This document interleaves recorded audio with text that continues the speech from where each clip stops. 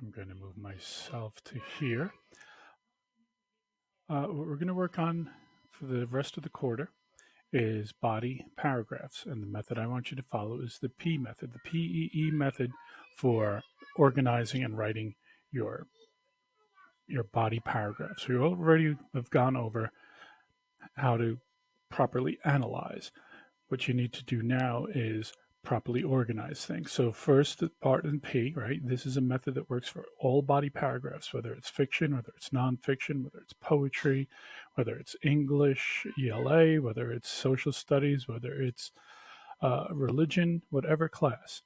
First one, P, propose. In this step, you write out your ideas. Once you've identified a writer's theme or a writer's main idea, write down 2 or 3 sentences of your own ideas that you think about this. This is step one, the propose part.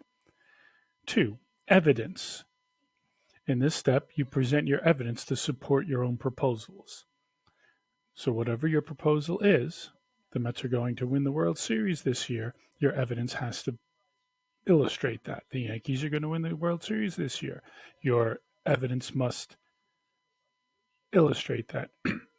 And the last part, evaluate. In this step, you evaluate your idea and the evidence. Just stating the evidence isn't enough. Just stating your idea isn't enough. You have to evaluate both. This should be 3 or 4 sentences long. One sentence is not going to cut it. The Mets are going to win the World Series because I'm a Mets fan. Yeah, it doesn't work. The Yankees are going to win the World Series because they re signed Aaron Judge.